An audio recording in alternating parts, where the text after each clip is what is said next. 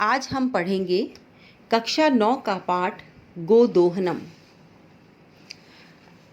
कहते हैं उपायं चिंतयेत प्राज्ञः तथा अपायं च चिंतयेत पश्यतो बकमूर्खस्य नकुलेन हता बकः। इस श्लोक के माध्यम से कहा गया है कि बुद्धिमान व्यक्ति उपाय पर विचार करते हुए भी सब प्रकार की हानि का चिंतन पहले कर लेते हैं, यानी ऐसा उपाय करते हैं जिससे कार्य भी सफल हो जाए और हानि भी ना हो। इस श्लोक में एक कहानी की ओर भी इंगित किया गया है, संकेत किया गया है, और वो कहानी नेवले और बगुले की कहानी है। चलिए मैं आपको ये कहानी सुनाती हूँ।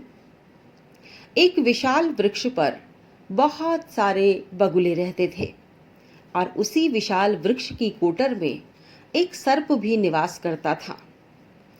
अधिकतर सर्प बगुले के बच्चों को खा जाता था।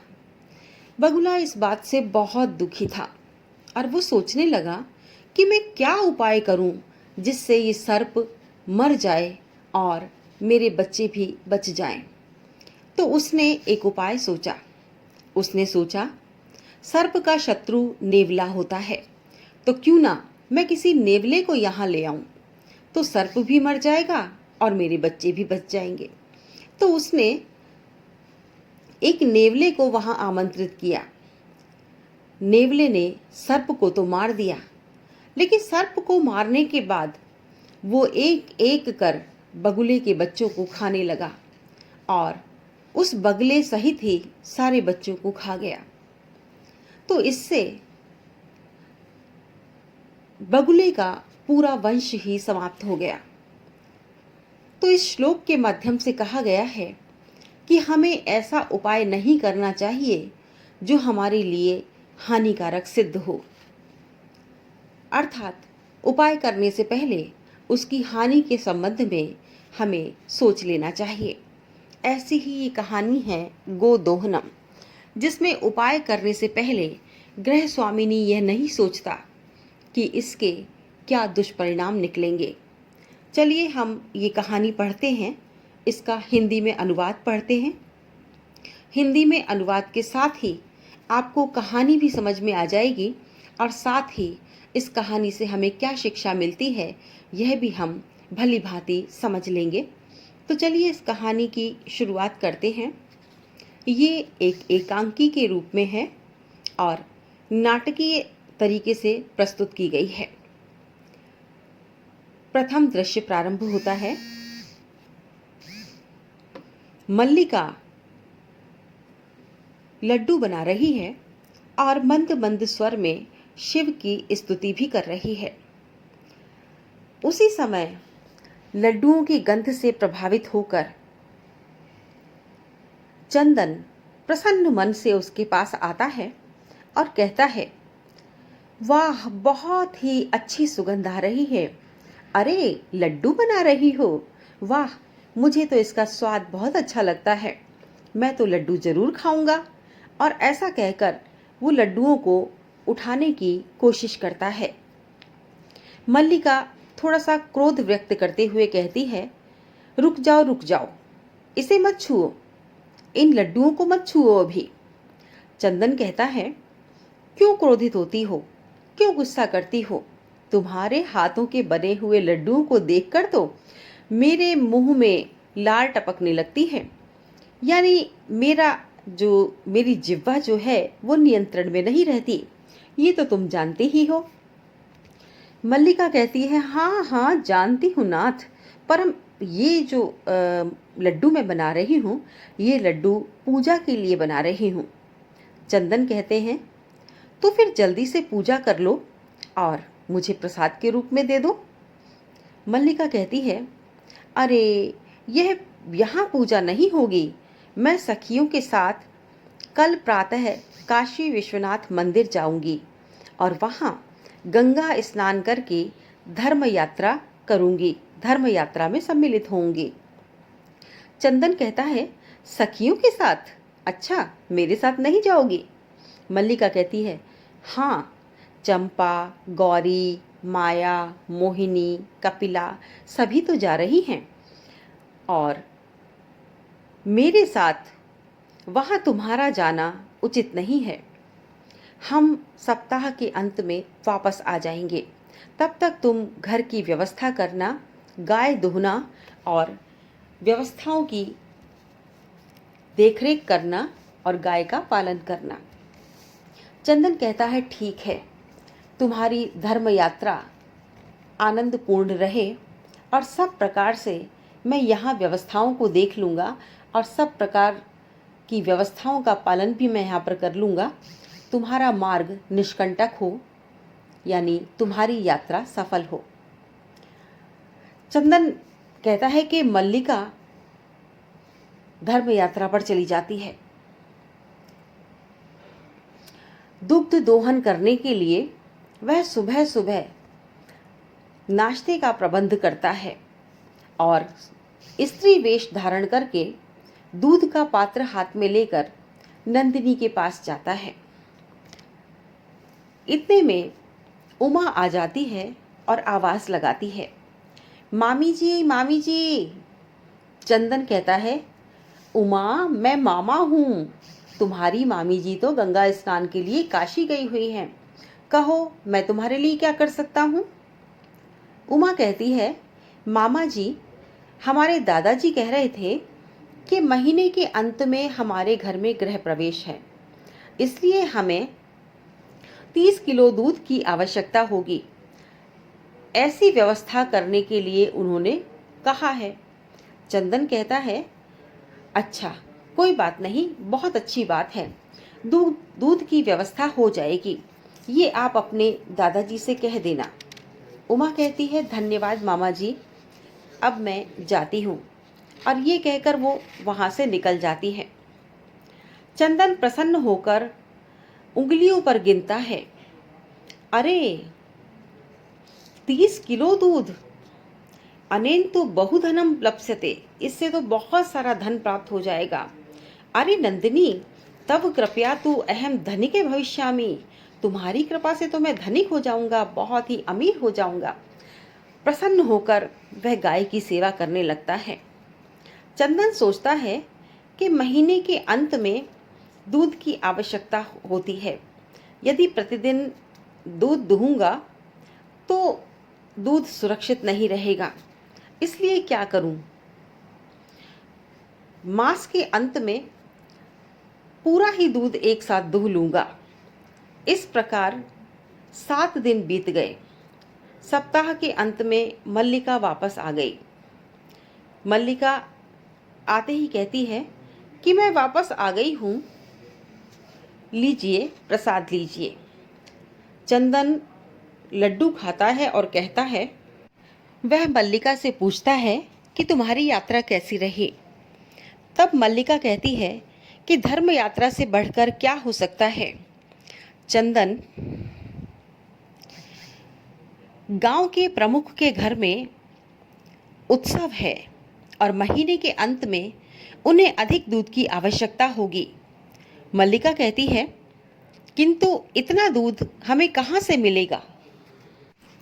चंदन कहता है कि मल्लिका, विचार करो, अगर हम प्रतिदिन दूध दूहेंगे तो इतना दूध सुरक्षित भी नहीं रह पाएगा। इतने दिनों तक हम दूध को सुरक्षित नहीं रख सकते, इसलिए मैंने दूध दूहा ही नहीं और उत्सव के दिन हम सारा दूध एक साथ दूह लेंगे। मल्लिका कहती है, स्वामी, आप तो बहुत ही चतुर हैं, बहुत ही उत्तम विचार है आपका। अब दूध दूहना छोड़कर केवल नंदिनी की सेवा ही करेंगे। इससे अधिक दूध हमें महीने के अंत में प्राप्त होगा। और ये सोचकर दोनों पति पत्नी नंदिनी की सेवा करने लगे। उसे गुड़ आदि, घास आदि भोज्य पदार्थ देने लगे और उसकी तेल लगाकर मालिश करने लगे। बहुत ही दिन रात उसकी सेवा करते रहे। चंदन कहता है 1 महीने के बाद कि अरे मल्लिका, चलो हम कुंभकार के पास चलते हैं और दूध के लिए पात्र का प्रबंध करते हैं। दोनों कुंभकार के पास जाते हैं और कुंभकार गीत गाता हुआ मटके बना रहा था और वो गीत जो गा रहा था उसका अर्थ यह है कि जिस प्रकार से मिट्टी के ये घड़े क्षणभंगुर होते हैं, हमारे जीवन की तरह जिस प्रकार हमारा जीवन भी भंगुर होता है, यानी एक दिन समाप्त हो जाने वाला होता है, उसी प्रकार ये घड़े भी एक दिन समाप्त हो जाएंगे। लेकिन ये जानते हुए भी अपनी जीविका चलाने के लिए मैं ये घड़े बना रहा हूँ। चंदन जाकर उसे नमस्कार करता है और कहता है कि मुझे 15 घड़े दे दीजिए। तब कुंभकार, जिसका नाम देवेश है, वो कहता है क्यों नहीं, मैंने इसे बेचने के लिए ही तो रखा है, लीजिए लीजिए, और 50 रुपये इसके आप दे दीजिए। चंदन कहता है लेकिन पैसे तो मेरे पास है नहीं, जब मैं दूध का विक्रय करूँगा तब मैं इसे दे सकूँगा। देवेश कहता है कि पुत्र क्षमा करें, मूल्य के बिना तो मैं एक भी घड़ा आपको नहीं दे सकता। तब मल्लिका अपने सोने के आभूषण उतार कर देती है और कहती है कि इसी से तुम मूल्य ले लो। लेकिन देवेश, जो कि एक सज्जन व्यक्ति था, वो कहता है कि नहीं पुत्री, मैं तुम्हारे ये आभूषण नहीं ले सकता। कोई बात नहीं, चलो तुम्हारा भरोसा कर लेता हूँ, और जब तुम दूध बेचोगे तभी इन घड़ों का मूल्य दे देना। दोनों बड़े प्रसन्न होते हैं और उसे कहते हैं कि आप धन्य हैं, और ये कहकर चले जाते हैं। महीना बीत जाने के बाद जब संध्या काल का समय होता है तो वहाँ पर अनेक घड़े भी एकत्रित किए हुए रखे रहते हैं और कई दूध लेने वाले भी वहाँ एकत्रित हो जाते हैं कि अब बहुत सारा दूध मिलने वाला है।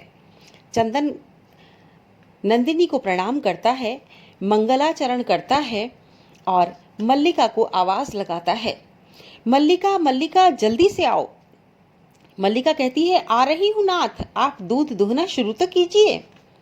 चंदन गाय के पास जाता है और दूध दुहना ही चाहता है, किंतु गाय पिछली पैरों से उस पर प्रहार करती है और पात्र भी गिर जाता है।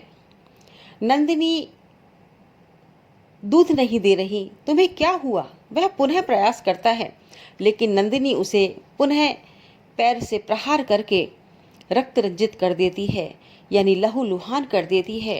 हा हतो अस्मि, चीत्कार करता हुआ चंदन कहता है मैं तो मारा गया, मर गया। सभी आश्चर्यपूर्वक चंदन को देखते हैं और आपस में एक दूसरे को देखने लगते हैं। मल्लिका चीत्कार सुनकर जल्दी से बाहर आती है और कहती है नाथ क्या हुआ, किस प्रकार से आप लहूलुहान हो गए?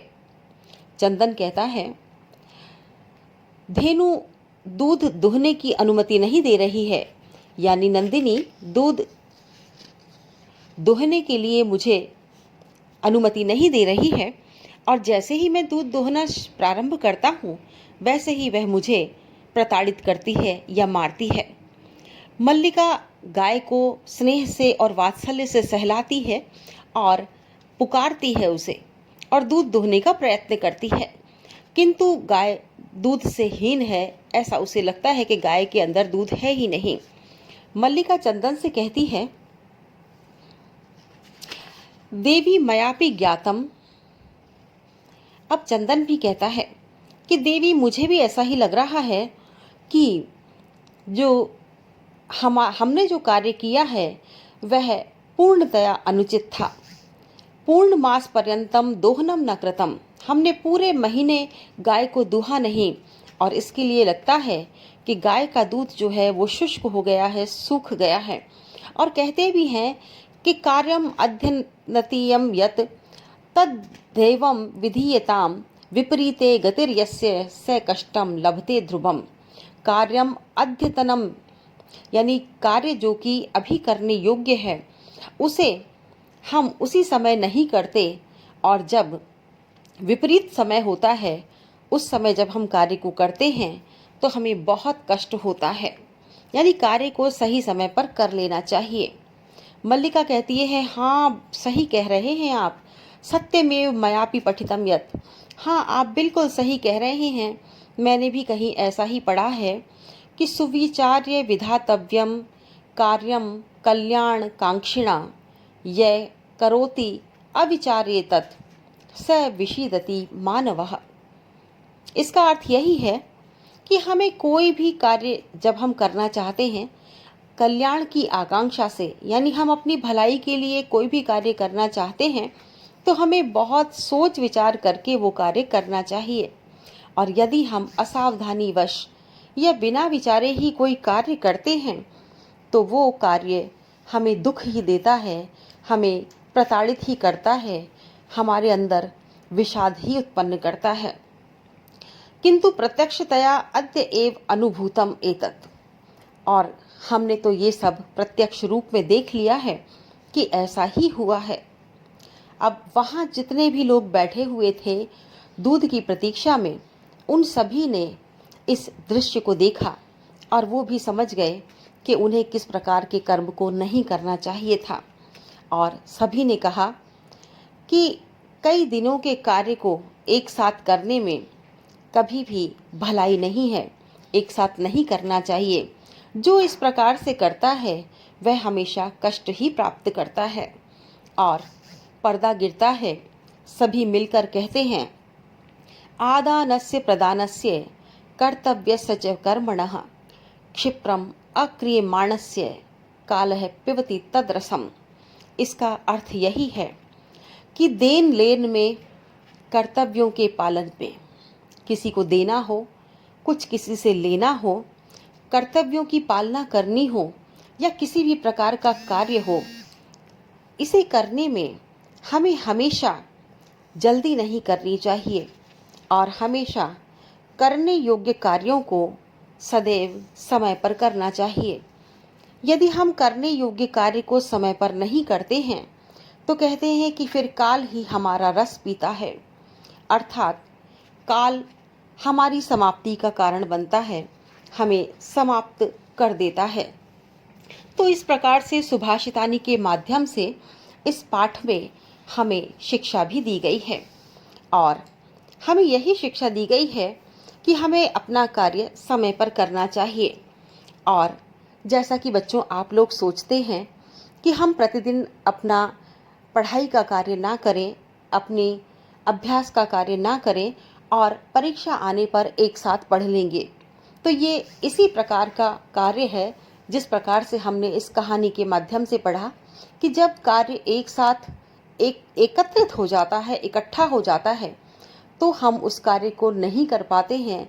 वो कार्य बहुत ही मुश्किल हो जाता है और विपरीत फल देने वाला होता है। तो आप भी नियमित रूप से पढ़िए और परीक्षा तक अपने आप को प्रतिदिन क्रम से पढ़ते हुए परीक्षा के लिए तैयार कीजिए। ऐसा ना सोचें कि हमें प्रतिदिन पढ़ने की आवश्यकता नहीं है और जब परीक्षा होगी तब हम पढ़ लेंगे। यदि आप ऐसा सोचते हैं तो आप चंदन के समान ही विपरीत फल को प्राप्त करेंगे। तो ये था हमारा कक्षा 9 का तीसरा पाठ, गोदोहनम।